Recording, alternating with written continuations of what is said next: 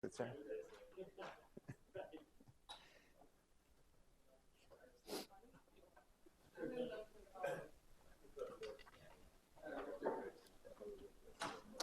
Okay, so we have been. So this is the sort of the justification for everything I've been telling you now, and of course, I'm not going to do any rigorous mathematics on the blackboard, but I'm just summarizing what is actually known rigorously. So what I've said to you is this. Let me just remind you what we said last time. There is a class of functions called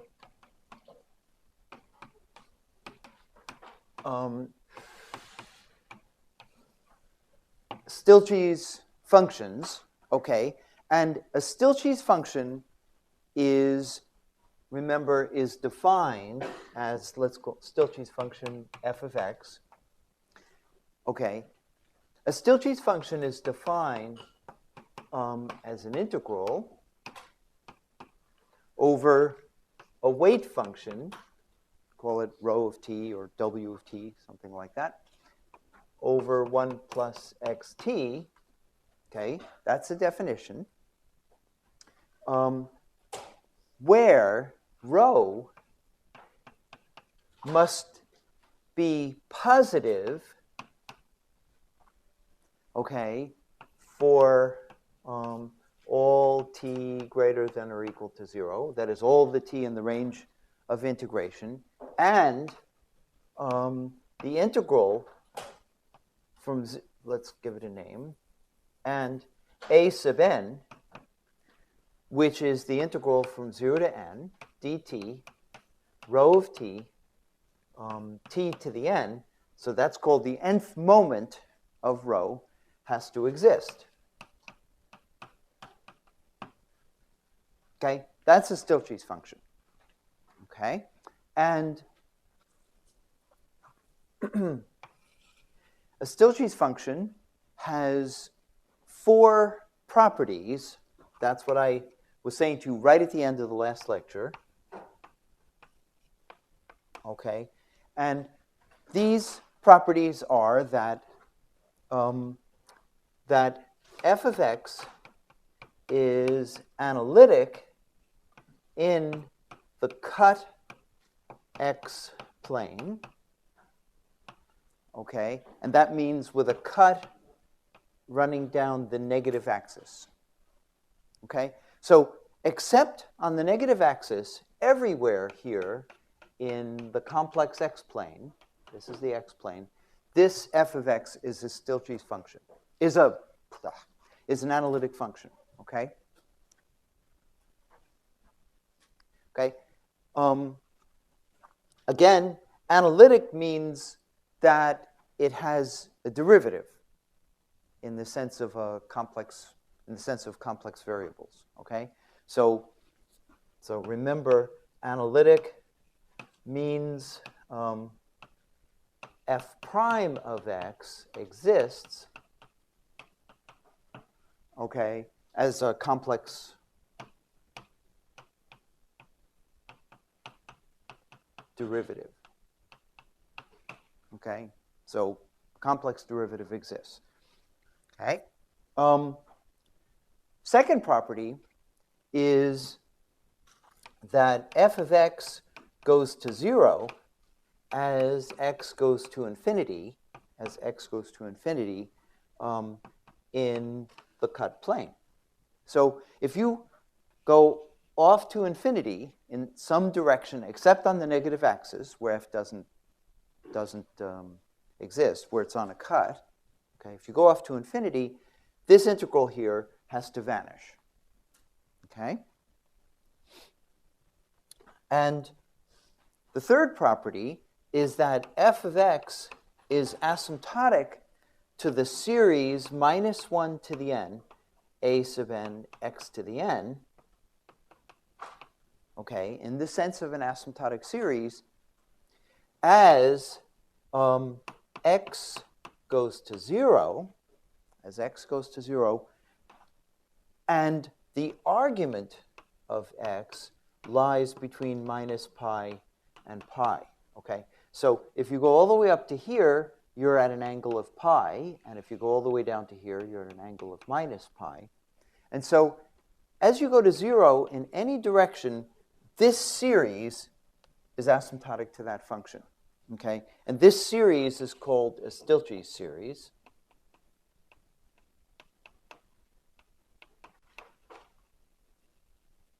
Okay. And the last thing you need to know is, let's raise this up a little bit. Okay. Last thing you need to know is that that f of x is, or let's say minus f of x is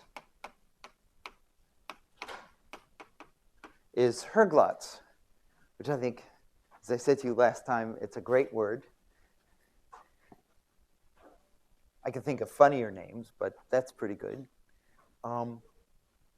And it is easy to show, or relatively easy to show, that all four of these properties are true, okay? And let me remind you, Herglotz means the following, to be very precise.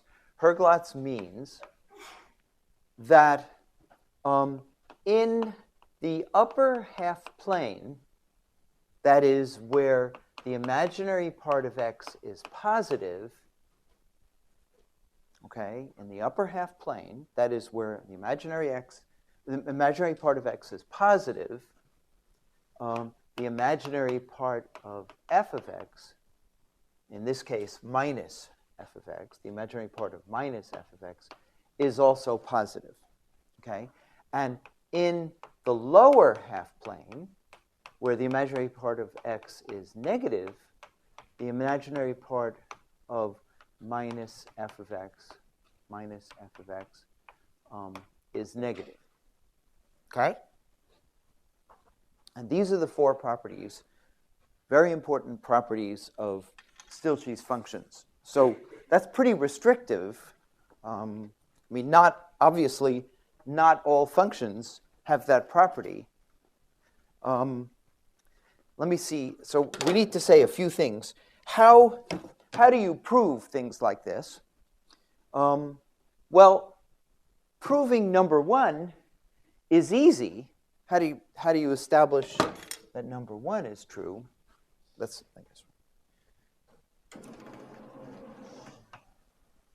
So how do you establish number one?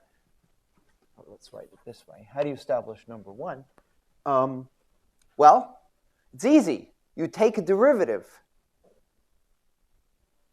Okay? So you just differentiate this function under the integral sign, and you see that f prime of x is equal to the integral from 0 to infinity rho of t dt over 1 plus xt squared, and then there's a factor of t and a minus sign. So that's f prime. Okay? So proving that f prime exists, well, I did more than proving it exists. I showed you what it was. Okay? However, what about property 4? How do you prove, this is something that you're not, this is a word that most people have not seen before, Herglotz. How do you prove that this function here is Herglotz? Well, it's actually fairly straightforward. Let's suppose x is equal to a plus ib. Okay? Then the function f of x is the integral from 0 to infinity dt rho of t over 1 plus xt would be a plus ib t, right? Which is 1 plus at plus ibt. Okay? Now, let's multiply the numerator and the denominator by the complex conjugate of that number. Okay? So let's multiply by 1 plus at minus ibt, 1 plus at minus ibt. Okay? And the denominator now, d of t, rho of t, the denominator is nice and simple. When you multiply a complex number by its complex conjugate, you get 1 plus at squared plus b squared, t squared. And in the numerator, you get 1 plus at minus ibt. You agree? You all see this? So that's really cool, because now I know how to take the imaginary part of f of x. The only thing in this integral here, everything here is real. The only thing that's imaginary is this little I over here. So if I take the imaginary part of f of x, what I get is minus, see that minus sign, minus an integral from 0 to infinity dt rho of t b, let's put the b outside, b t 1 plus a t squared plus b squared t squared. Okay, now everything in this integral is positive, right? T is positive because we're integrating from 0 to infinity. We're integrating over positive t. Rho is positive because, by definition, the weight function is positive. The denominator is the sum of squares, so that all that's positive. Everything here is positive. Okay? So this, all this junk over here is a positive number. Okay? So we proved that minus the imaginary part of f of x is proportional to b, where the proportionality constant is a positive number. Okay? So the imaginary part of f, let's put the minus sign in here. The imaginary part of minus f of x has the same sign as b. When b is positive, that guy is positive. When b is negative, this guy is negative. Okay? That's the proof that this function is a Herglotz function. Okay, it's very easy. So any questions about that? Yeah. I don't see why this is useful. Okay, that's not at all obvious. Okay, and it's a strange property, right? First of all, it's a funny name.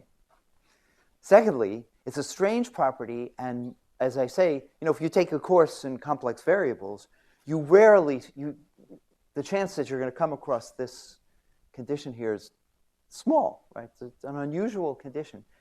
Let me prove to you, let's see, to answer your question,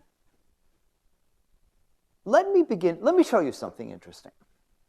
Okay? Let me first of all show you that the Herglotz property is a very powerful property. Okay? Let's I don't want to interrupt that discussion, but let me just claim here that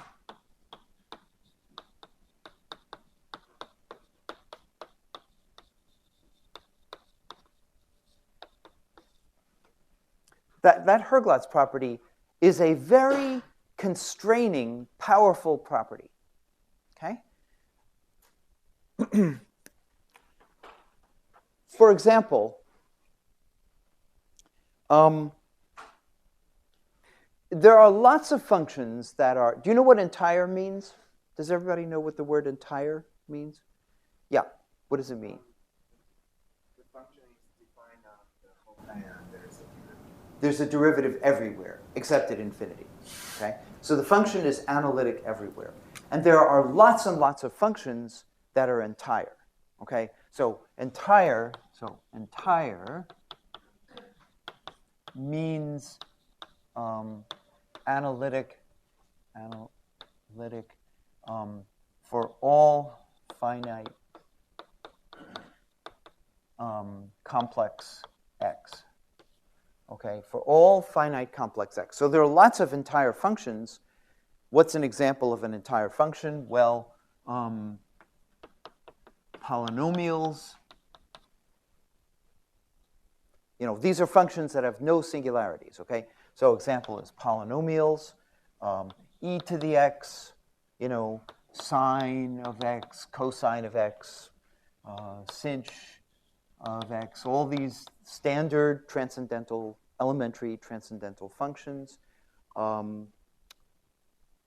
Another example would be airy function of x, okay? Has no singularities, okay? And there are lots and lots of entire functions, okay? So, what if we have, this is to answer your question, what if we have a function that is, so if f of x is entire and Herglotz,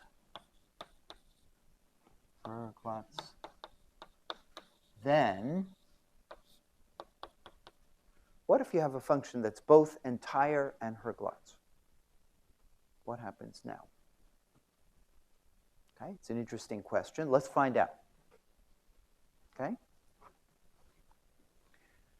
So there are zillions of functions that have no singularities. But what if the function is Herglotz as well? Well, if the function is entire, that means it has a Taylor series. Okay, entire means f of x has a Taylor series of the form a sub n x to the n equals 0 to infinity. And this Taylor series converges for all x. Okay? Now, you know that we can write down x in polar form, right? You can say x is r e to the I theta. All right?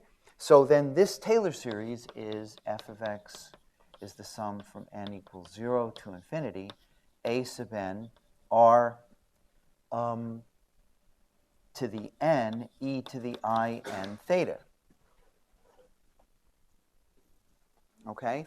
Now, if the function, you notice in the definition of Herglotz, Herglotz says in the upper half plane, the imaginary part of the function is positive, and in the lower half plane, the imaginary part of the function is negative. And on the real axis, if the function exists, then of course it's neither positive nor negative, so it's real. So on the real axis, the function has to be real. So if it's Herglotz, a sub n is a real number, okay, because on the real axis, the function is real. Okay? So we can write the function in this form, and now suppose we take the imaginary part of f of x, because we want to know what sign the imaginary part of f of x has. So it is the sum from 0 to infinity, a sub n r to the n, sine of n theta, right? E to the I n theta, this thing is cosine of n theta plus I sine of n theta. So if we take the imaginary part, you get sine of n theta. Okay, so far? That's interesting. So we have been able to write the function, the imaginary part of f of x, as a Fourier series. Now, if it's Herglotz, okay, so Herglotz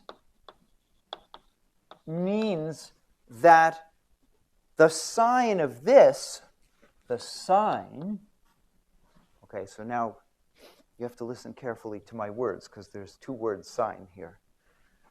the sine with the g of this sum from n equals 0 to infinity,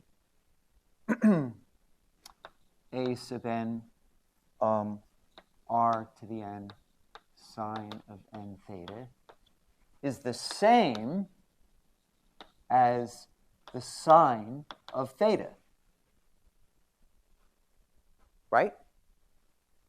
That's because the sine of theta, okay, that's because the imaginary part of x, which is the imaginary part of r e to the I theta, is r sine of theta. Okay? So in the upper half plane, you know, the imaginary, if we're looking at the imaginary part of this, the upper half plane sine of theta is positive, lower half plane sine of theta is negative. Okay? So the sine of this is the same as the sine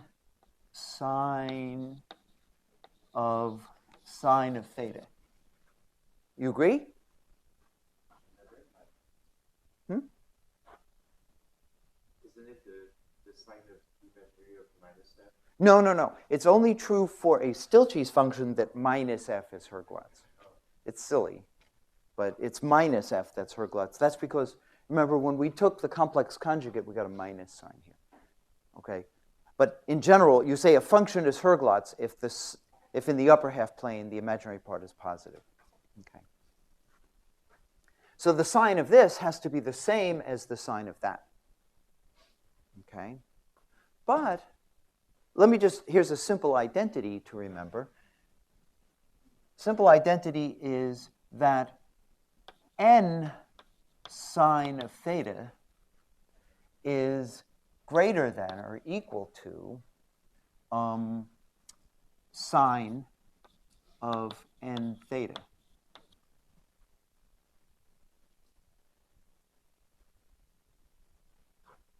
Okay, for these are both odd functions.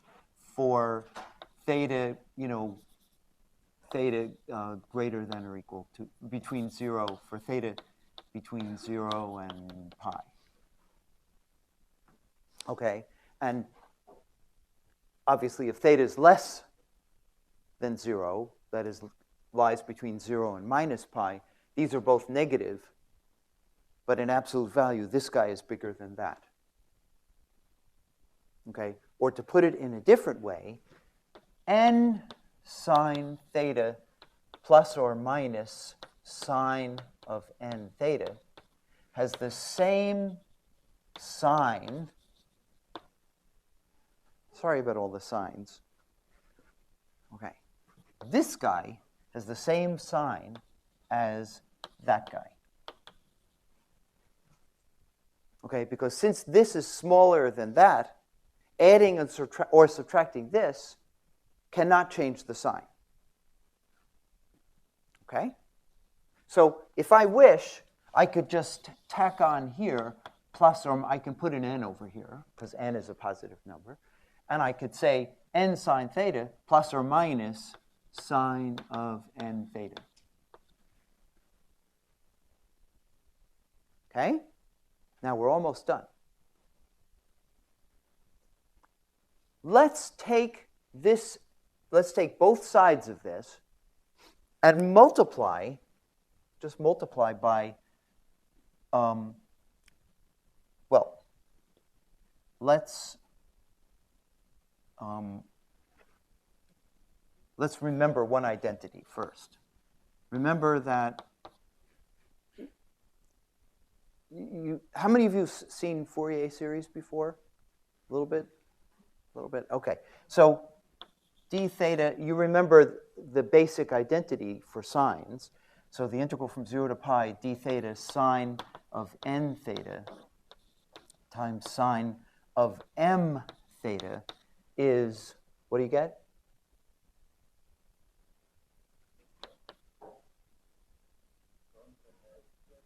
That's right. You get 0 unless n is equal to m, right?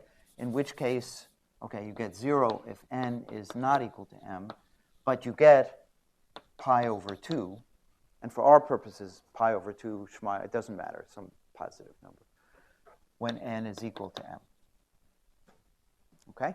So what we've argued is that this guy has the same sign as that guy, and I could also add plus or minus sine of n theta, and that wouldn't change the sign of the right-hand side. Okay? So here's the last step. Let's use the fact that this guy has the same sign as that guy, and let's multiply both sides by sine of n theta plus or minus n sine of, sine of theta times n plus or minus sine of n theta. Let's just multiply both sides of this by that, and let's integrate with respect to theta from 0 to pi over 2. Okay? Just do that. Okay. So from this orthogonality identity, on the left-hand side, what would we get? Well, the only thing we would get would be a1, right? Because sine of theta, when you multiply it and integrate, everything vanishes except for the case n equals 1, right? So you would get pi over 2 times a1 times r to the 1. Okay? That's all. Does everybody see that? Okay? And when you multiply by plus or minus sine of n theta, and you integrate, you get pi over 2 times a n times r to the n. Okay? Now, what we've multiplied by is positive, and we've integrated from 0 to pi, so that doesn't change the sign of anything. But you notice that on the left, we have this. And we are claiming, but what would you get on the right-hand side? If you just have a sine of theta here, you would just have, n times pi over 2. That's all you'd have. Okay? And this has to have the same sign as that. Now, this guy is positive. That means this has to be positive. But this can't be true, right? Because if I go far enough away from the origin, I can take r so big that adding or subtracting this will change the sign of that. Does everybody see that? R can be made arbitrarily large. Therefore, contradiction. So the only resolution of this is that an must be equal to 0 for n greater than 1. And I think that gets a wow. Okay, that's amazing. So the only function that is both Herglotz and entire is utterly trivial. What we have shown is that f of x, so what's the conclusion of all this? All this implies that f of x is a plus bx, and that's all. Those are the only functions that are both Herglotz and entire, just linear functions. So Herglotz is a very powerful and constraining identity. It's really, really powerful. Okay? Not many functions. I mean, if you have an entire function, you better not tell me it's Herglotz. That's too much. Okay? There's nothing left. Okay, well, that's fine. But what are we going to do with that? Okay, so this is the game.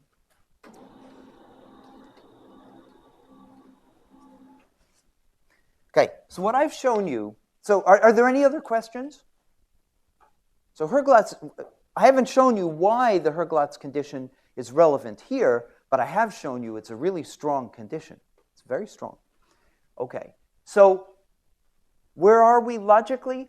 If you have a Stieltjes function, it has these four properties. But now we come to an amazing theorem that takes, I don't know how many pages to prove. I don't think the proof is less than 50 pages. It's an enormous, very detailed proof. But the point is that if you have 1, 2, 3, and 4, okay, so if some function f of x satisfies 1, 2, 3, and 4, this implies that f is Stieltjes. Okay? The fact that a Stieltjes function has these four properties, that's not very difficult to prove. But proving the reverse, if you have a function that has these four properties, then f is Stieltjes, that's the hard part. That's like 50 pages of hard work. Okay? But I'm going to do I want to show you the first quarter of the first page of the proof. Okay? Because I want you to see where the answer comes from. Okay. The only thing is, how much you have seen, Sarah, you've reviewed complex variables? I did. Or you did, Tibra. Okay.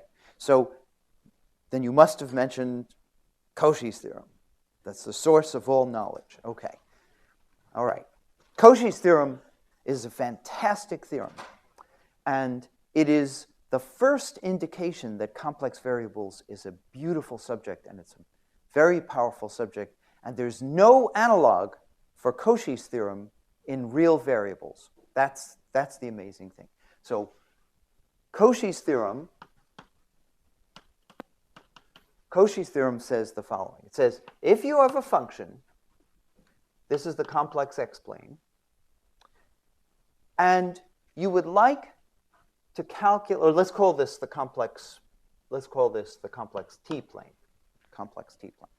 Okay. And you pick a point here, x. Okay? Cauchy's theorem says that f of x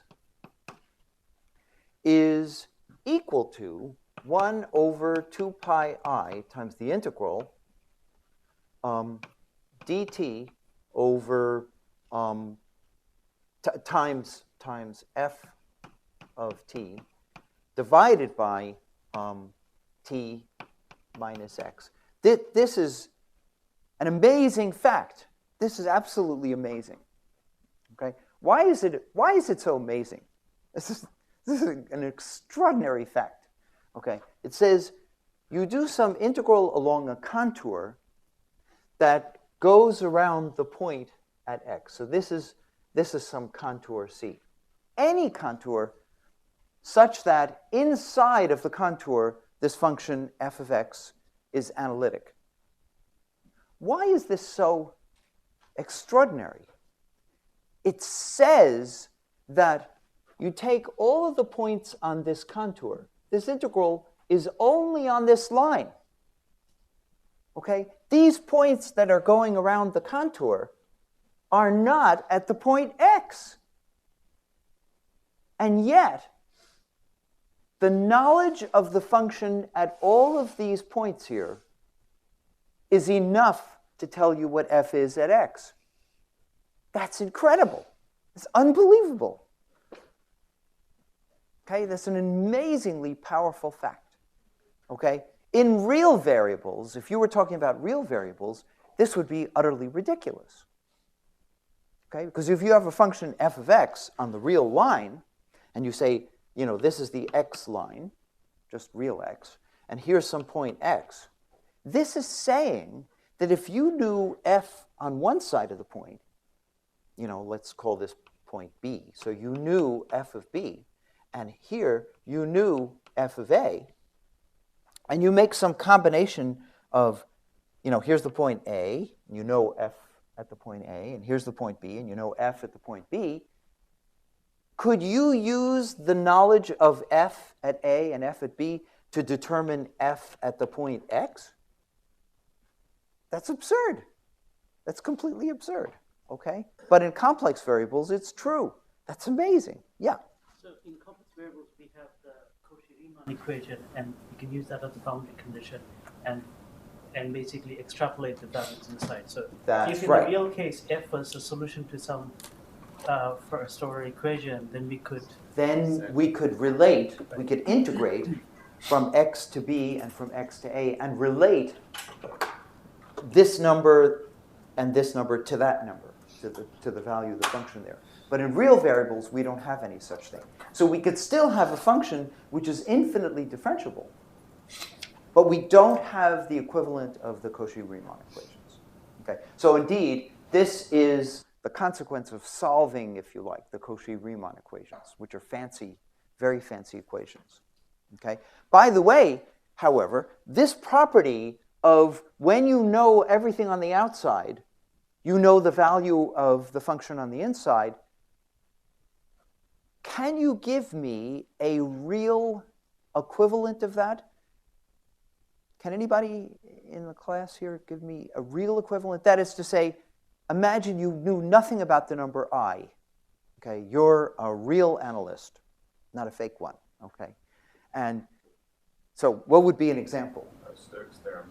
Well, but which, I mean, in physics, where, that's a mathematical statement, but in physics, where do we have, and if you know everything about the outside, you know everything about the inside.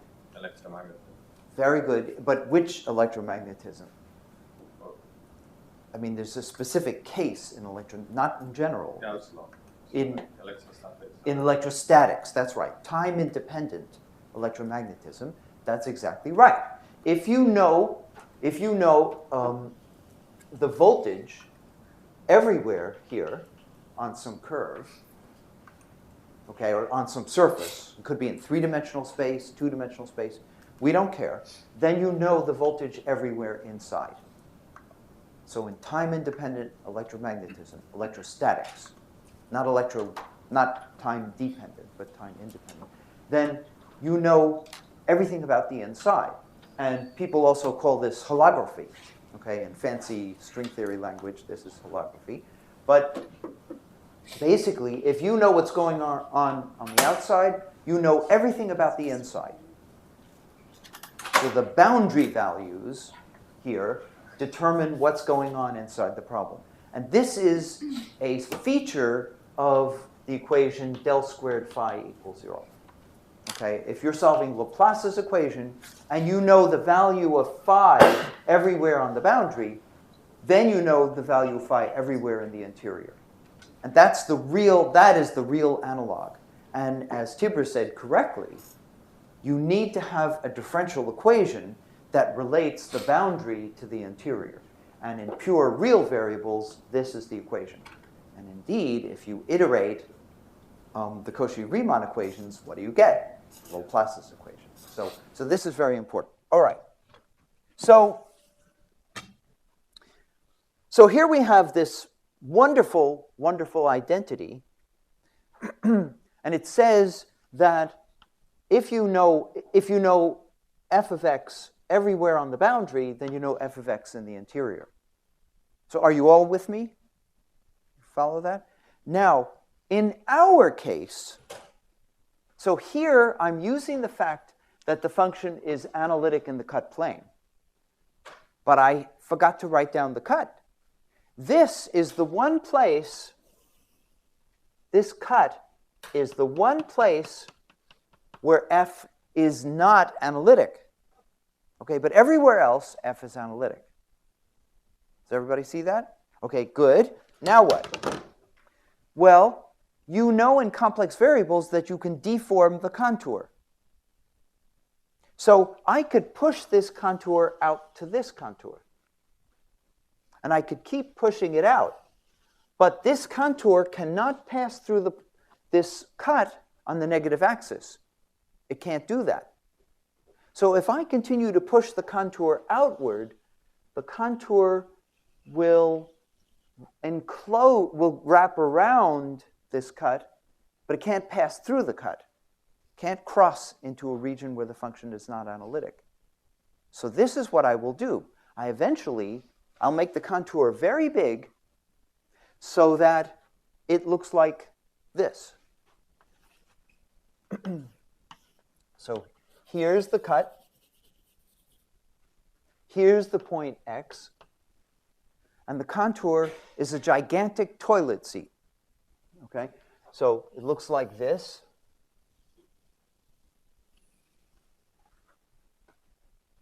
Okay? And we should get the direction of the contour, right? That's the direction. Okay, did you follow that?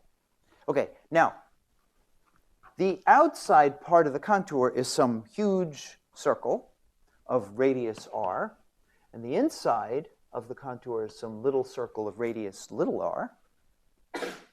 And you know what I'm going to do. What am I going to do? I'm going to make capital R very big. Okay, I can make it very, look, it's even bigger. No, I'm just kidding. Forget that. Okay. I'm going to make R very, very big. And I'm going to make little r very, very small. And what I claim is that the contribution from this part of the contour is going to go to 0. I claim that there's no contribution to the integral as r goes to infinity. The contribution along this part of the contour goes to 0. Can you tell me why that's true?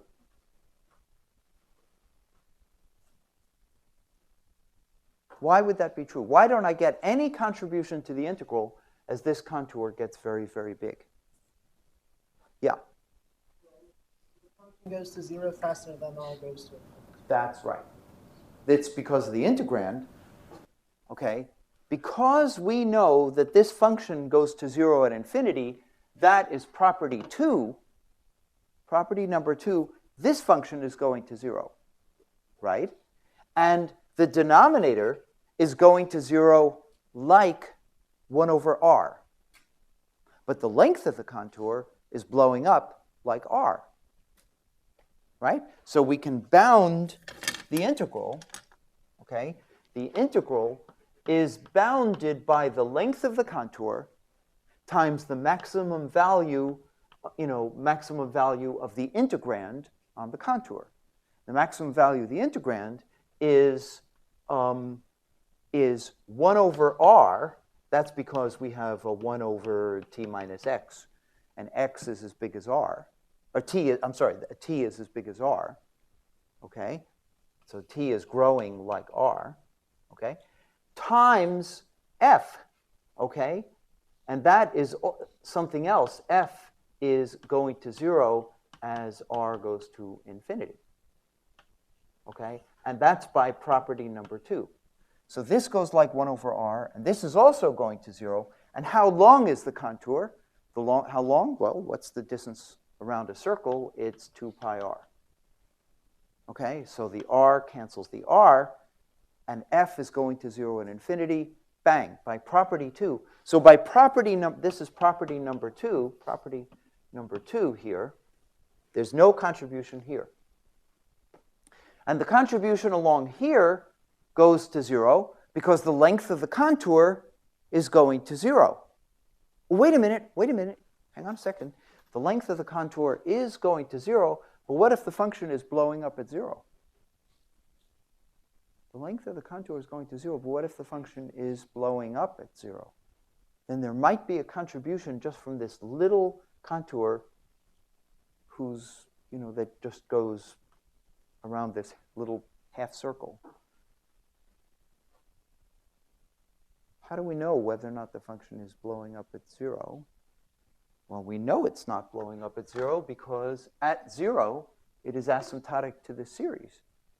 And therefore, the first term in the series, which is a0, this says the function is asymptotic to a constant as x goes to 0. So it's nothing bad is happening at 0. Okay? That's property number 3. Okay? So the integral along this part of the contour is going to 0. And all we're left with is an integral that goes from minus infinity up to 0, and then from 0 back to minus infinity. Got that? Does everybody see that? So we have just shown that f of x is 1 over 2 pi I times an integral from minus infinity up to 0 dt. You notice this is a real integral going from minus infinity up to 0 over, as you see, t minus x, and f of t.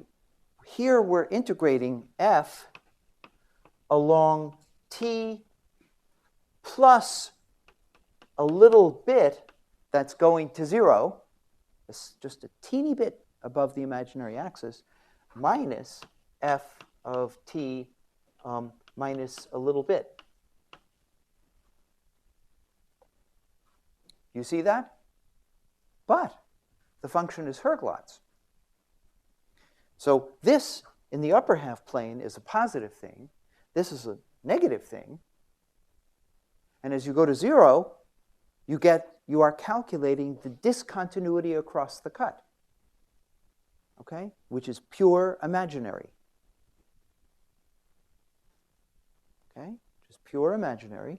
And so this is this is called the discontinuity, I times d of t, the discontinuity across the cut. This thing minus that thing. Now that's interesting because this I here cancels that I over there. And so we're left with the statement that f of x is equal to 1 over 2 pi integral from minus infinity to 0 dt over t minus x times the discontinuity in t. Okay, now I'm going to do one last thing, then I'm going to stop calculating because I'm tired. Okay, but one last thing.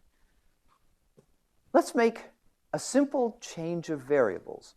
Let's replace t by 1 over s, or let's say minus 1 over s. Okay, I can do that. Okay?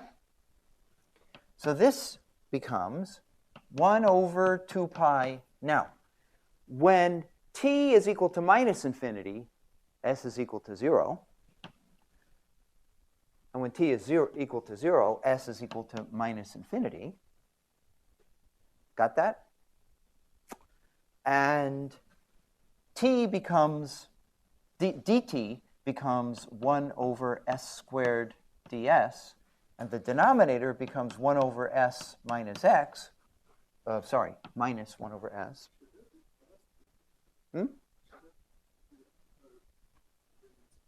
S is minus 1 over t. Oh, sorry. This is infinity. Yeah. Okay. Yeah, sorry. You're right. Okay. So now we have dt becomes 1 over s squared ds. T becomes minus 1 over s minus x, right? And this is d of 1 over s with a minus sign. Okay? Now let's multiply, let's simplify the denominator. Okay? So this becomes 1 over 2 pi integral 0 to infinity ds. This s squared is in the denominator. Okay? So I get 1 plus xs d of minus 1 over s divided by s with a minus sign. There we go. Okay.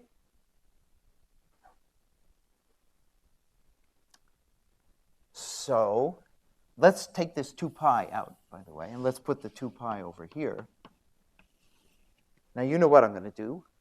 I'm going to give that a name. And just for laughs, I'm going to call this rho.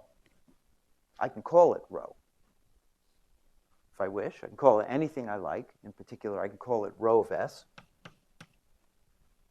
So I've proved to you that f of x is equal to the integral from 0 to infinity ds over 1 plus xs times rho of s.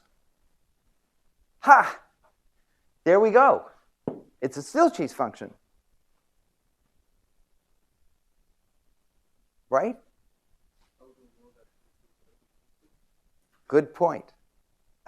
Now we've gotten to the hard part of the proof. You see, unfortunately, we're not done, as you point out. We're not done yet. There's more to do. Okay, what we have to do is prove that this function rho is positive for all t greater than 0. And we have to prove that all the moments of rho exist, which we haven't proved yet. We have to prove that. Okay, that's hard work. I'm not going to show you.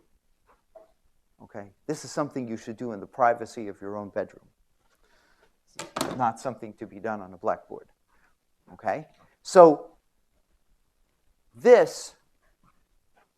when I say there's more to do, what I mean is there's lots more to do. Okay, you have to show that rho is positive.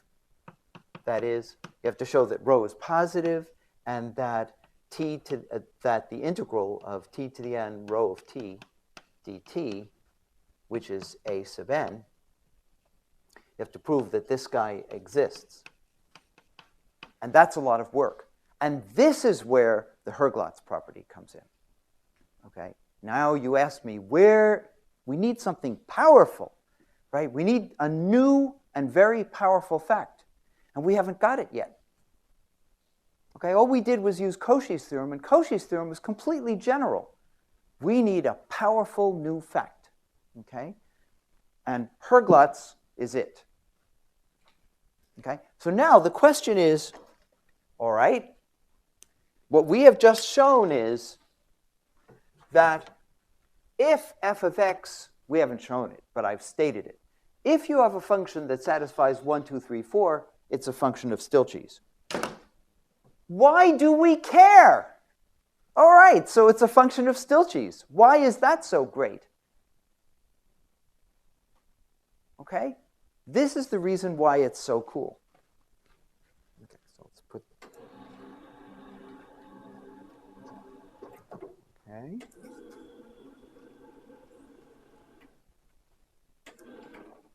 Okay, the reason why, yeah.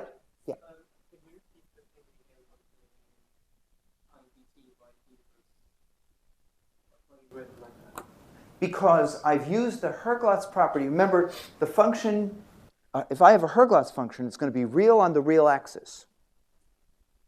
Okay, if it exists. Okay, so the Herglotz tells me that there's a symmetry between the upper half plane and the lower half plane. It's positive imaginary here, negative imaginary here. And as I approach the real axis, the imaginary part, if the function exists, the imaginary part is going to disappear. If the function doesn't exist, then there's going to be a balance as I approach the real axis between the positive and imaginary, the function in the upper half plane, the function in the lower half plane. And if I subtract them, the real part cancels out. And all that's left is the imaginary part of the function. Okay, so if the function doesn't exist, what can happen is that on the real axis, remember, the function doesn't exist here. So as I approach the real axis here, the real part of the function vanishes. I'm sorry. The real part of the function going this way is the same as the real part of the function going this way. And all that's left is the imaginary part. Okay? And here we have a positive imaginary part, and here we have a negative imaginary part. And that's the point. Okay? And so when I subtract the function just above the real axis and the function just below the real axis, the real parts cancel out, and the imaginary parts subtract, and the difference, this difference is pure imaginary. Okay, so that's where this factor of I comes from. There's no real part, just an imaginary part. No, we don't know. We don't know whether, well, we could actually. We haven't tried to. Okay, we have not tried to say anything about the sign of the imaginary part. In fact, the imaginary part here is positive, and so we can try to come up with some information about the sign of t. Okay, but I'm not going to pursue that anymore. But we can talk about it afterward if you like. Okay. So, but the question is, who cares? I've just been proving theorems for you, but who cares about these theorems? Why do we care about this? And the reason is this. Mr. Stieltjes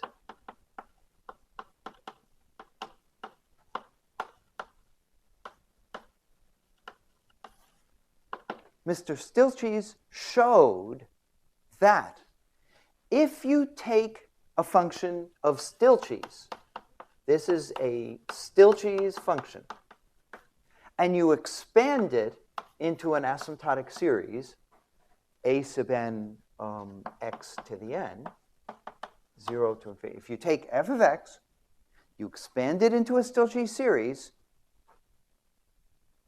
okay? And now you pod A.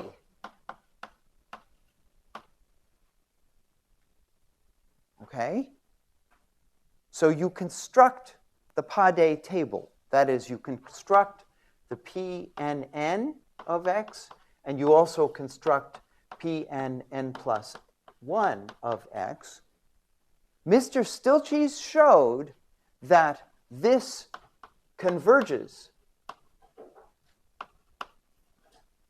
in the cut plane.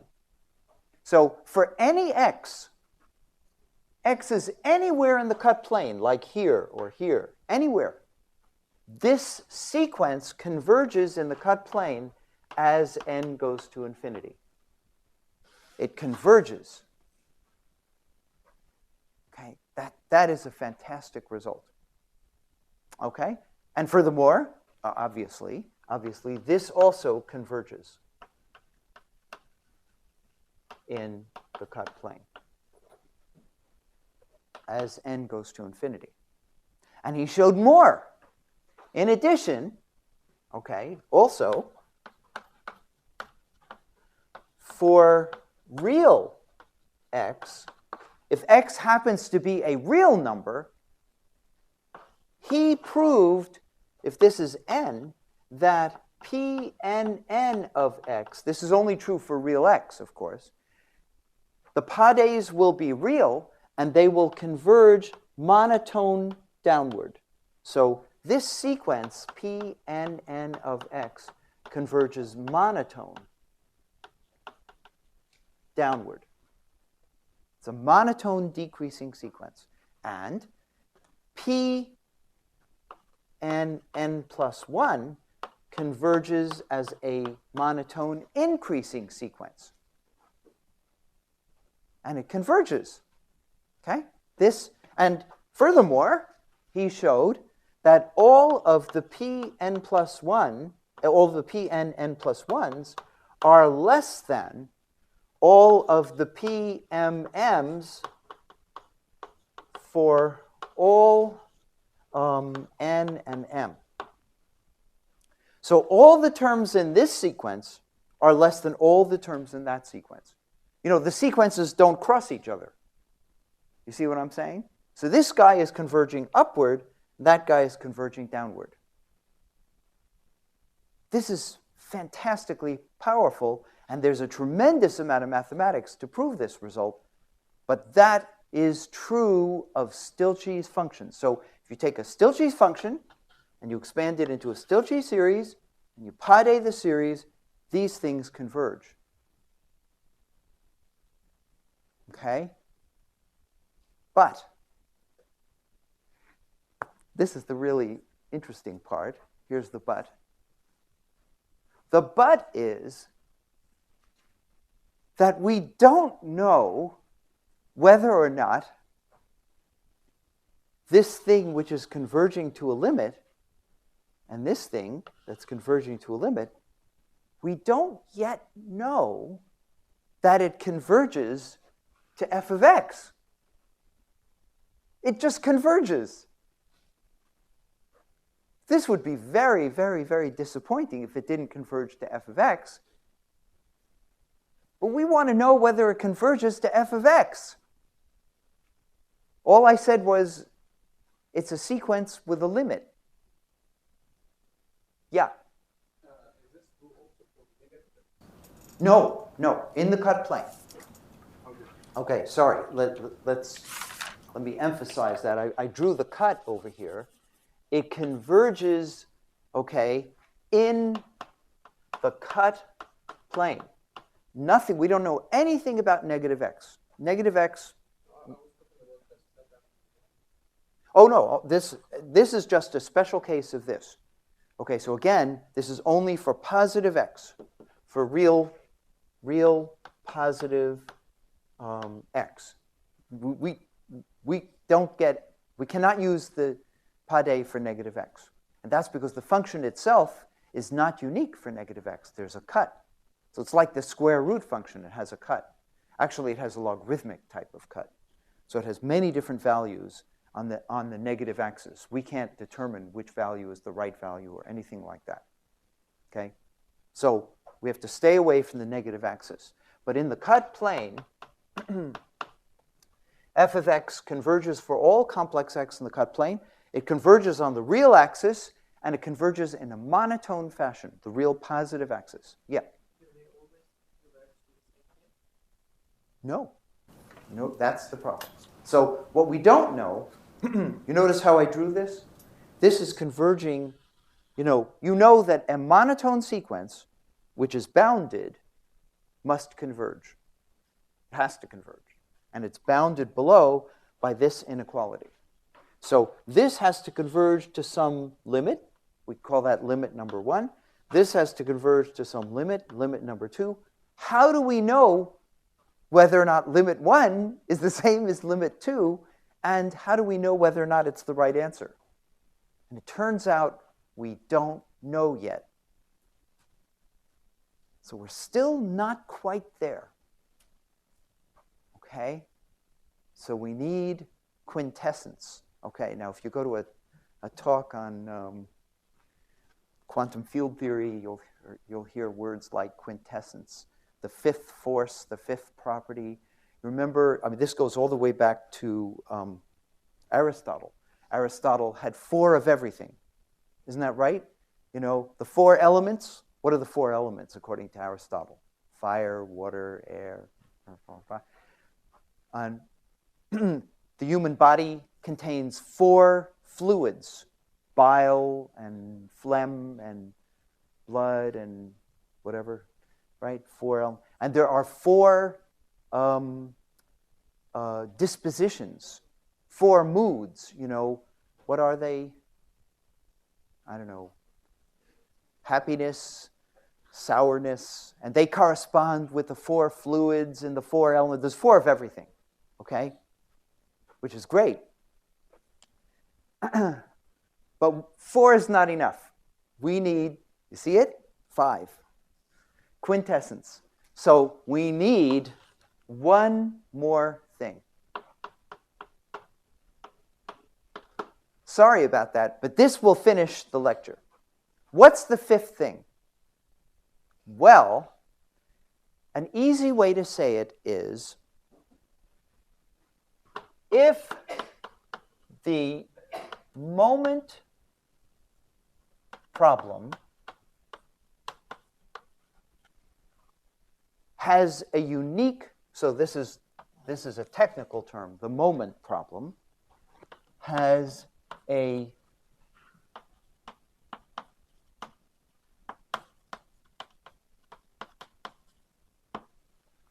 unique solution, then the upper limit equals the lower limit equals the correct answer, equals f. And in the complex plane, the PADEs converge to f of x, and everything works. So this is and now this is where things get a little technical. This is a sufficiency condition. So if the moment problem has a unique solution, then the PADEs converge to the function that the asymptotic series represents. So you ask, what's the moment problem? Okay, so this is the moment problem, and it's a very, very famous problem, and really very little is known about it. That's the amazing thing. This is the moment problem. The moment problem is you take this system of equations. A sub n is the integral from 0 to infinity, rho of t dt times t to the n. You give me this for n, so this is given for n equals 0, 1, 2, blah, blah, blah, all the way up to infinity. Okay? So you give me these numbers. And the problem is to find a rho of t, find that function, I don't mean a, find rho of t. That's the problem, such that rho of t is positive. Okay? That's the moment problem. This is a really hard problem. Okay? I give you these numbers. Okay, now remember the intelligence test I gave you? Remember that? So I use that as a sort of a subtle introduction to this, and that's just a taste of the fun that you can have. But this is a classic problem, and nobody knows the complete solution to this problem. This is a really, really hard problem. Okay? So only if the moment, so if we can show, not only if, but if we can show that the moment problem here has a unique solution rho, then everything works. Then the PADEs converge, and they converge to the right answer. Okay? So let me show you an example where the moment problem does not have unique solution. So I made some lecture notes. Okay? Okay, so this is... I don't usually like to lecture with notes, but I had to make lecture notes. Okay. So let me give you an example of a moment problem. Okay? The moment problem is a sub n is 8n plus 7 factorial. Okay? This is some random moment problem. So this is a bunch of numbers for n equals 0, 1, 2. And the problem is to find rho of t. That's the problem. I gave you the moments. You have to solve the problem. Got it? That's the moment problem. All right, so let me write down the answer. Rho of t equals e to the minus t to the 1/8 power over 8. That's the solution. And you can pretty much do this in your head. If you plug it in, do the integral, make a change of variables, replace t to the 1/8 by s, do the integral, you get the factorials, blah, blah, blah. Everything works. Okay? But here's the unfortunate part of the answer. This isn't the only answer. Okay? In fact, there are an infinite number of answers to this problem. And they are a times e to the minus t to the 1/4 times sine of t to the 1/4. And a is any number between, now you see why I had to make up lecture notes, between minus 0.14761 and 1.21584. Okay. So what's happening here? You see, what's happening is, if you do an integral of this, what do you think you get? 0. You get 0. How could you possibly get 0? It's because this function is not a positive function. However, if you add this function to that function, the overall thing will be positive if A lies between these numbers. Now, I don't even know if this is the most general solution to the moment problem. All I've shown you is that the moment problem doesn't have a unique solution. Okay? So long as this is true, so long as this inequality is true, this guy is strictly greater than or equal to 0. And by the way, I should put dots over here. I mean, this is not, you have to work it out on your pocket calculator. Okay? So this is very disturbing. How do we know whether or not the moment problem has a unique solution? That's what it's come down to. Okay? Nobody knows the complete answer to this question. However, there is a partial answer which is very satisfying. Here's the partial answer, and the partial answer is called, I love this, by the way. This is called, no, it's not quite.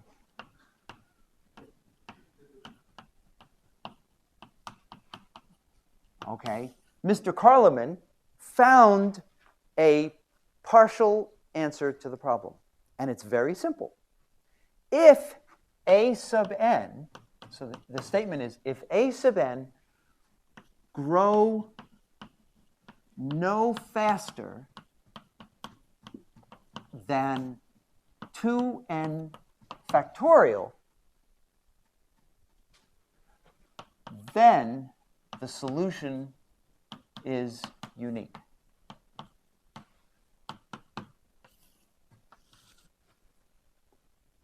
A solution, you understand, to the moment problem. Then that solution is unique. Got it? That's the complete theory. I've given it to you. There's hardly anything more to be said. Of course, maybe you can find a better condition than the Karleman condition, but I want to show you why it's relevant. Okay, why is this relevant? All this is mathematics. I want to show you what the physics is, and that turns out is very, very easy.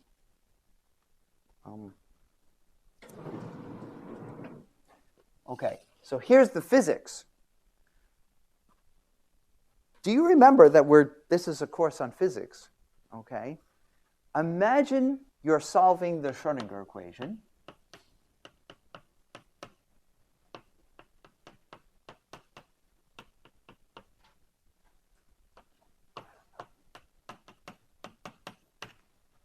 Okay?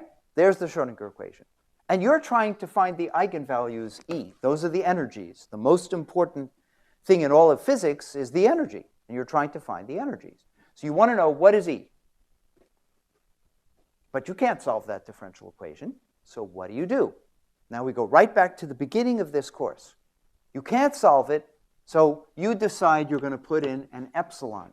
And now E becomes a function of epsilon. And you assume that you can solve the problem with epsilon equals 0. So a typical problem here would be, minus psi prime prime plus x squared over 4 psi plus epsilon psi equals E psi. Okay, and that's a problem you've played with. This is an example. Okay, and you are doing perturbation theory, and you are calculating, you work very hard, and you find that E of epsilon is given by the asymptotic series A sub n epsilon to the n. If we pade, sorry, do I have a? Oh, sorry.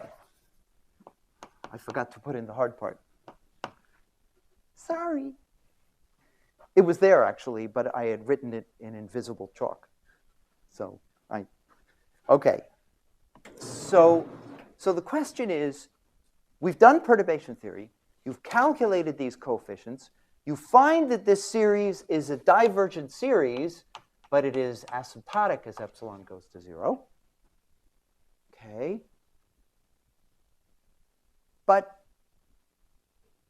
And you can pade this, and you could even get an answer. How do you know it's the right answer? Okay?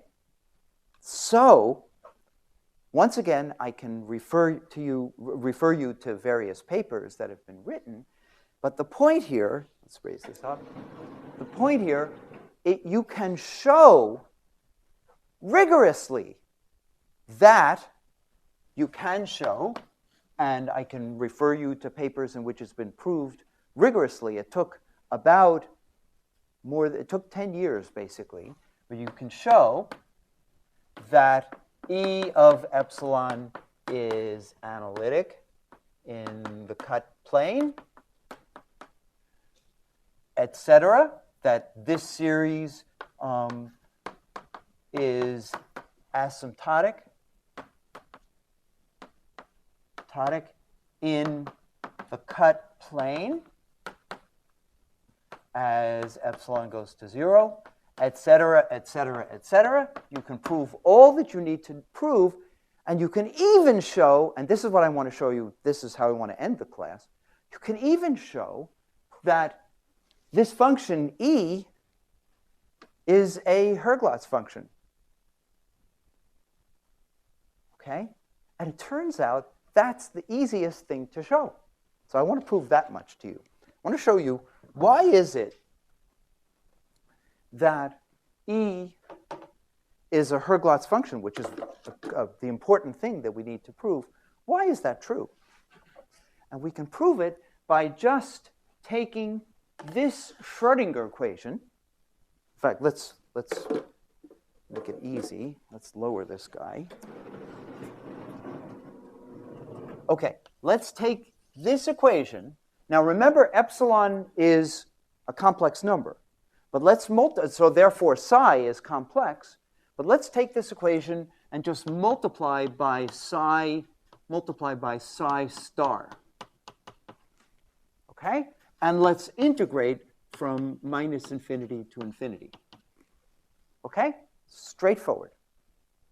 So what do you get? You multiply this equation by psi star. The equation now reads psi star, with a minus sign here, minus psi star of x times psi prime prime of x plus v of x psi star psi plus epsilon w of x psi star psi equals E psi star psi. And then we integrate. Integrate, integrate, integrate, integrate. Got it? Now, let's integrate this by parts. So we'll take one derivative over here, and we get plus, this guy becomes plus psi star prime times psi prime, plus all this stuff. I need to write that. Okay, now what am I going to do?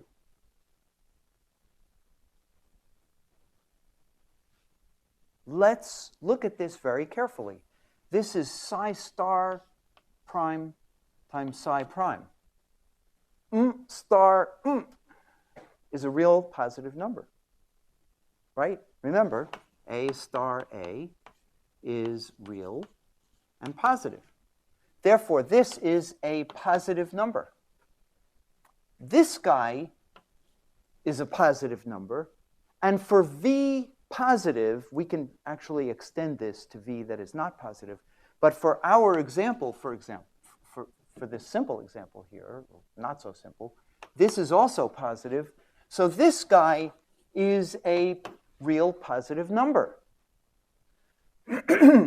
Same with W. W is positive. Psi star psi is positive. So this is a positive number. Okay? And this is a positive number. So now, let's take the imaginary part of this entire equation here. What do we get? We get some sort of positive number here times the imaginary part of epsilon is some other positive number times the imaginary part of E. Aha! We just showed that the sign of the imaginary part of the energy is the same as the sign of the imaginary part of epsilon. Same sign. They're proportional to one another. That's the proof of Herglotz. In fact, deep in quantum mechanics is the Herglotz property. And this is one of the ways in which I'm unhappy with the way complex variables is taught. Because a truly important theorem for physicists is a theorem about the eigenvalues of the Schrödinger equation. The energies, this is a very general property, the energies are Herglotz functions. That's why we can do Pade, and that's why we can extract the answer in physics problems. Of course, if you're a mathematician with a diseased mind, you can think of examples where the Pades are not going to work. Okay? Okay. However, there's one last thing. There's one last thing, and that's where I'm going to finish. Just because we know that all four of these properties, let's push this up.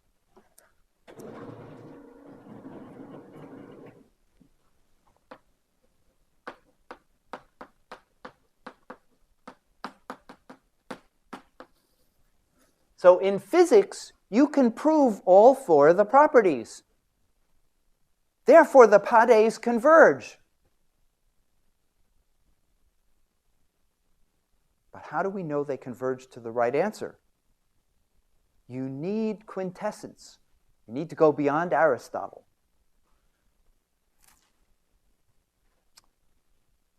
Okay?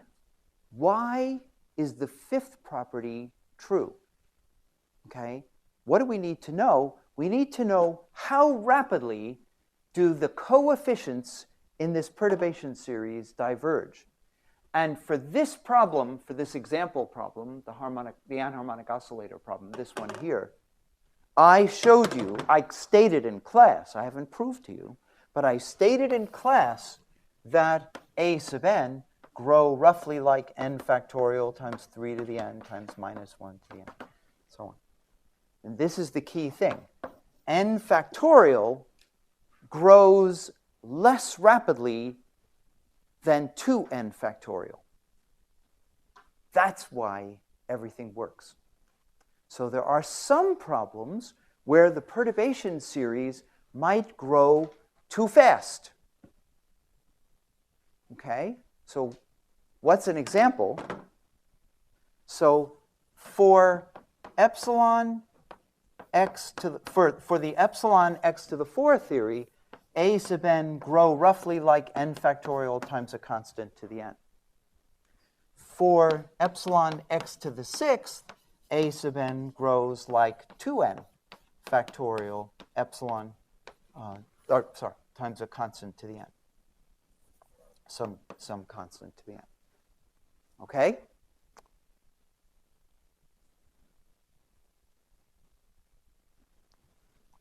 For epsilon x to the 8th, however, a sub n grows like 3n factorial times some constant to the n. So there's an example of a problem where the Pades converge, but they don't converge to the right answer. Now, in fact, what you can prove, this is the last thing I'm going to tell you, what you can prove is that if you make a plot of n, it is always true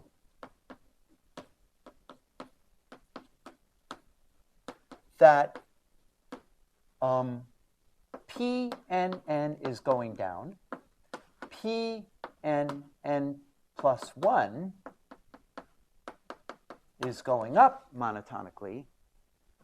So if this is n, the Pades are, the n Pades are going down, the n plus 1 Pades are going up, and these are approaching one limit, these are approaching another limit, and you can prove that the exact answer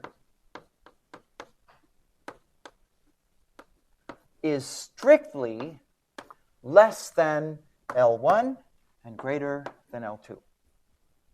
What you can prove is that the exact answer lies somewhere in there. It's not outside. That you can prove. But you don't necessarily know where the exact answer is. So, does anybody, so I'm just going to conclude, I'm going to show you this next time, but I'm going to conclude with an interesting puzzle here. Do you know why perturbation theory for this problem here, this anharmonic oscillator problem, this guy, do you know why the perturbation coefficients are growing like n factorial times a constant to the n?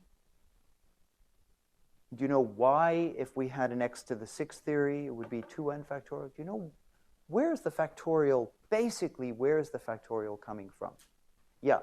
Roughly when we calculate perturbation theory coefficients, we are calculating the integral of the wave function times some power of the potential. That's true. So the wave function is approximately exponential?